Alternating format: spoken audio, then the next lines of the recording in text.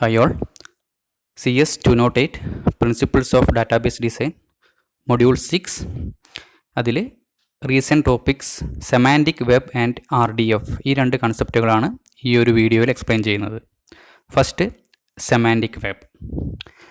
നമുക്കറിയാം ഇപ്പം നമ്മൾ യൂസ് ചെയ്യുന്ന വെബ് എന്ന് പറയുന്നത് വെബ് ഡോക്യുമെൻറ്റ്സിലെ വെബ് പേജസ്, ധാരാളം വെബ് പേജസ് ചേർന്നതാണ് ഇപ്പം നമ്മൾ യൂസ് ചെയ്യുന്ന വെബ് എന്ന് പറയുന്നത്, കറണ്ട് വെബ്. ഈ വെബ് ഡോക്യുമെൻ്റ് ഇപ്പോഴുള്ള ഫോമിൽ മെഷീൻസിന് ഉള്ള ആകെയുള്ള ഇൻസ്ട്രക്ഷൻ എന്ന് പറയുന്നത് ഈ ഒരു വെബ് ഡോക്യുമെൻറ്റിനെ യൂസർക്ക് അല്ലെങ്കിൽ ഹ്യൂമൻ ഐക്ക് കാണത്തക്ക രീതിയിൽ ബ്രൗസറിൽ ഡിസ്പ്ലേ ചെയ്യുക എന്നുള്ളത് മാത്രമാണ്. അല്ലാതെ ആ കണ്ടൻറ് എന്താണ്, അതിൻ്റെ മീനിങ് എന്താണ് എന്നൊന്നും മെഷീൻസിന് ഇപ്പം ഐഡൻറ്റിഫൈ ചെയ്യാൻ വേണ്ടി പറ്റില്ല. ഏതൊരു വെബ് ഡോക്യുമെൻ്റ് ഉണ്ടെങ്കിലും ആ ഡോക്യുമെൻ്റ് മെഷീനെ സംബന്ധിച്ചിടത്തോളം എക്സാക്ട്ലി സെയിം ആയിട്ടാണ് തോന്നുക. അല്ലാതെ അതിൻ്റെ മീനിങ് എന്താണ്, അതിൻ്റെ കണ്ടൻറ് എന്താണ് അതിൻ്റെ ഐഡിയ എന്നൊന്നും മെഷീൻസിന് മനസ്സിലാക്കാൻ വേണ്ടി പറ്റില്ല. ഓക്കെ, സോ ഇങ്ങനെ മെഷീൻസിന് ഡോക്യുമെൻ്റ് എന്താണെന്ന് മനസ്സിലാക്കാനും അതിൻ്റെ ബേസിസിൽ ഇൻ്റലിജൻറ്റ് ഡിസിഷൻസ് എടുക്കുവാനും സാധിക്കില്ല. അതുകൊണ്ട് തന്നെ ഡെവലപ്പേഴ്സിന് ഡോക്യുമെൻറ്റ്സിനെ ഒരു ഗ്ലോബൽ സ്കെയിലിൽ പ്രോസസ്സ് ചെയ്യാൻ വേണ്ടി പറ്റില്ല. ഓക്കെ, നമ്മുടെ കറണ്ട് സെനാരിയോ വെച്ചിട്ട് ഈ പ്രോബ്ലംസിനുള്ള ഒരു സൊല്യൂഷൻ എന്ന് പറയുന്നത് നമ്മുടെ കറണ്ട് വെബ് ഡോക്യുമെൻറ്റിനെ മോഡിഫൈ ചെയ്യുക വിത്ത് സം എക്സ്ട്രാ ഡാറ്റ. ഈ എക്സ്ട്രാ ഡാറ്റേനെ ബേസ് ചെയ്തിട്ട് മെഷീൻസിന് ആ കണ്ടൻറ് എന്താണെന്ന് മനസ്സിലാക്കി അതിനെ പ്രോസസ്സ് ചെയ്യാൻ വേണ്ടി പറ്റണം. എന്നിട്ട് കമ്പ്യൂട്ടേഴ്സിന് ഐഡിയ എന്താണെന്ന് മനസ്സിലാക്കുവാനും ആ ഡോക്യുമെൻറ്റിനെ പ്രോസസ്സ് ചെയ്യാനും വേണ്ടി പറ്റുന്ന രീതിയിൽ നമുക്കിങ്ങനെ മോഡിഫൈ ചെയ്യാൻ വേണ്ടി പറ്റും. ഓക്കെ, ഇങ്ങനെ ഈ രീതിയിലൊരു വെബ് പേജ് അല്ലെങ്കിൽ ഈ രീതിയിൽ വെബിനെ നമ്മൾ മോഡിഫൈ ചെയ്യുകയാണെങ്കിൽ അതിൻ്റെ ബേസിസിൽ നമുക്ക് ടൂൾസും ഏജൻസും ഒക്കെ ഡിസൈൻ ചെയ്യാൻ വേണ്ടി പറ്റും. ആൻഡ് ഈ ഒരു ഡോക്യുമെൻറ്റിനെ ഗ്ലോബൽ സ്കെയിലിൽ പ്രോസസ്സ് ചെയ്യാനും വേണ്ടി പറ്റും. ഇങ്ങനെയുള്ള ന്യൂ വെബിനെയാണ് നമ്മൾ സെമാൻറ്റിക് വെബ് എന്ന് പറയാം. ഓക്കെ, അതായത് നമ്മുടെ കറണ്ട് വെബിൻ്റെ ഒരു എക്സ്റ്റൻഷനാണ്. ഇവിടെ മെഷീൻസിന് കണ്ടൻറ് എന്താണെന്ന് മനസ്സിലാക്കുവാനും അതിനെ ഇൻ്റലിജൻ്റായിട്ട് പ്രോസസ്സ് ചെയ്യാനും വേണ്ടി പറ്റും. ഓക്കെ, ഒരു ഗ്ലോബൽ സ്കെയിലിൽ ഡാറ്റേനെ പ്രോസസ്സ് ചെയ്യാൻ വേണ്ടി പറ്റും. ഇങ്ങനെയുള്ള വെബിനെയാണ് നമ്മൾ സെമാൻറ്റിക് വെബ് എന്ന് പറയാം. ഇത് ചെയ്യാൻ വേണ്ടി നമ്മൾ ഓൾറെഡി പറഞ്ഞു, നമ്മൾ എക്സ്ട്രാ ഡാറ്റയാണ് ഇതിൽ ആഡ് ചെയ്യും. ഈ ആഡ് ചെയ്യുന്ന ഡാറ്റേനെയാണ് മെറ്റാ ഡാറ്റ എന്ന് പറയുക. ഇത് ഒരു സ്ട്രക്ചർഡ് ഡാറ്റ ആയിരിക്കും, അത് മെഷീൻ റീഡബിൾ ആയിരിക്കും. ആ റീഡബിൾ ആയിട്ടുള്ള ലാംഗ്വേജ് വെച്ചിട്ട് ഡാറ്റ വെച്ചിട്ട് മെഷീൻസിന് ഐഡൻറ്റിഫൈ ചെയ്യാനും ഇൻ്റലിജൻ്റ്ലി പ്രോസസ്സ് ചെയ്യാനും പറ്റും. ഈ ഒരു കൺസെപ്റ്റിനെയാണ് നമ്മൾ സെമാൻറ്റിക് വെബ് എന്ന് പറയുക. ഓക്കെ, കറണ്ട് വെബിൻ്റെ ഒരു എക്സ്റ്റൻഷനാണ്. Extra data, meta data add ചെയ്തിട്ട് മെഷീൻസിന് ഇൻ്റലിജൻ്റ്ലി ഡാറ്റേനെ പ്രോസസ്സ് ചെയ്യാൻ വേണ്ടി പറ്റും. Okay, next RDF, resource description framework. നമ്മൾ ഇപ്പോൾ പഠിച്ച ഈ ഒരു സെമാൻറ്റിക് വെബിൽ യൂസ് ചെയ്യുന്ന ഒരു ഫ്രെയിംവർക്കാണ്. It's a framework for describing resources on the web. It is design to be read and understood by the computers. കമ്പ്യൂട്ടേഴ്സിന് റീഡ് ചെയ്യാനും മനസ്സിലാക്കാനും പറ്റത്തക്ക രീതിയിലാണ് ഈ ഒരു RDF ഡോക്യുമെൻ്റ് നമ്മൾ ഡിസൈൻ ചെയ്യുന്നത്. ആക്ച്വലി ഇത് പീപ്പിളിന് അല്ലെങ്കിൽ വെബിൽ ജസ്റ്റ് ഡിസ്പ്ലേ ചെയ്യാൻ വേണ്ടിയിട്ട് മാത്രമുള്ള ഒരു ലാംഗ്വേജ് അല്ല, ഇത് മെഷീൻസിന് യൂസ് ചെയ്യാൻ വേണ്ടിയിട്ടുള്ള ഒരു ഫ്രെയിം വർക്കാണ്. ഇത് നമ്മൾ XML-ലാണ് റൈറ്റ് ചെയ്യുന്നത്. It's A part of W3C's semantic web activity. W3C's means world wide web consortium. ഈ വേൾഡ് വൈഡ് വെബ് കൺസോർഷ്യത്തിൻ്റെ ഒരു സെമാൻറ്റിക് വെബ് ആക്ടിവിറ്റിയുടെ ഒരു പാർട്ടാണ് ഈ RDF എന്ന് പറയുന്നത്. It is designed to provide a common way to describe information so it can be read and understood by computer application. Computer ആപ്ലിക്കേഷന് read ചെയ്യാനും മനസ്സിലാക്കുവാനും അങ്ങനെ ഗ്ലോബലി പ്രോസസ്സ് ചെയ്യാനും പറ്റും. ഇതിന് വേണ്ടി യൂസ് ചെയ്യുന്ന XML ലാംഗ്വേജ് ആണ് RDF-XML എന്ന് പറയുന്നത്. ഈ XML ലാംഗ്വേജ് ഉപയോഗിച്ചിട്ട് RDF ഇൻഫർമേഷൻ റൈറ്റ് ചെയ്യുന്നത് വഴി നമുക്ക് ഈസിലി ഡിഫറെൻറ്റ് ടൈപ്പ് ഓഫ് ഡാറ്റേനെ എക്സ്ചേഞ്ച് ചെയ്യാൻ പറ്റും between different computers using different type of operating system and application languages. ഈ W3Cയുടെ സെമാൻറ്റിക് വെബാണ് ഇനിയുള്ള ഫ്യൂച്ചർ. ഇത് എന്തൊക്കെ കാര്യങ്ങൾക്ക് നമുക്ക് യൂസ് ചെയ്യാം? Web information has exact meaning. Web information can be understood and processed by the computer and computer can integrate information from the web. ഇത്രയും കാര്യങ്ങൾ നമുക്ക് ഈ ഒരു semantic web version W3C's semantic web version വെച്ചിട്ട് നമുക്ക് ചെയ്യാൻ പറ്റും.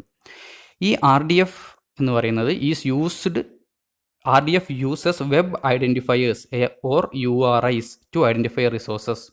ഇവിടെ റിസോഴ്സിനെ ഐഡൻറ്റിഫൈ ചെയ്യുന്നത് വെബ് ഐഡൻറ്റിഫയേഴ്സ് അല്ലെങ്കിൽ URIs യൂസ് ചെയ്തിട്ടാണ്. ഈ ഓരോ റിസോഴ്സിനും ഒരു പ്രോപ്പർട്ടി ഉണ്ടാവും, ആ പ്രോപ്പർട്ടിക്ക് ഒരു വാല്യൂ ഉണ്ടാവും. Okay, so A resource is anything that can have a URI. ഒരു URI ഉള്ള എന്തും ഒരു റിസോഴ്സാണ്. ഈ ഒരു ടേം ആലോചിക്കുക.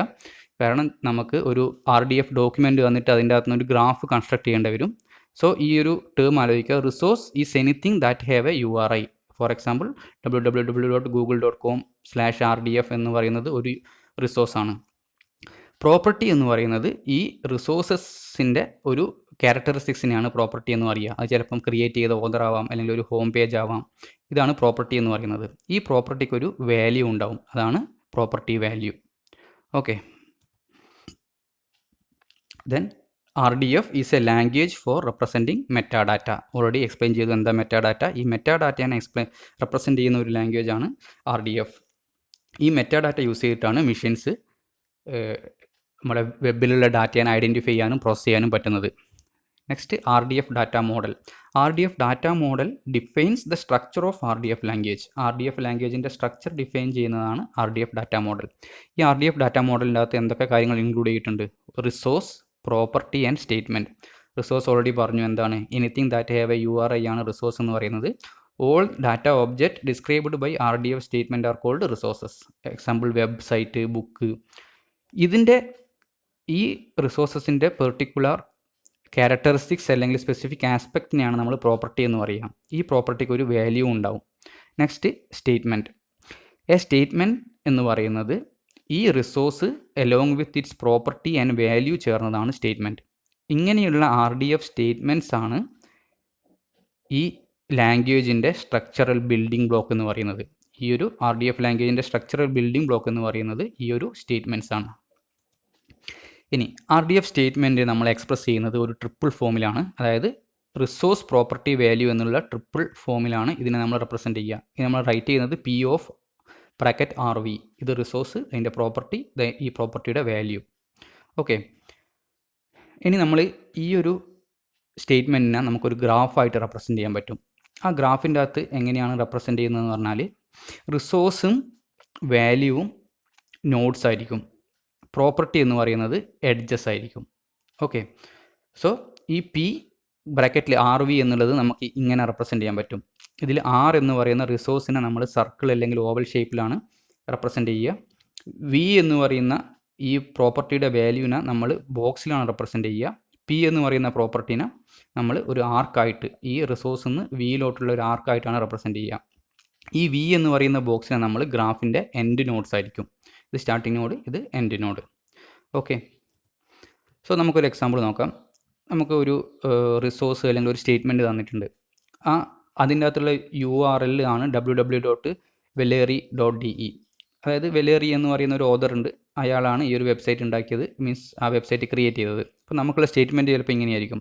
വെലേറി is the creator of the resource www.veleri.de.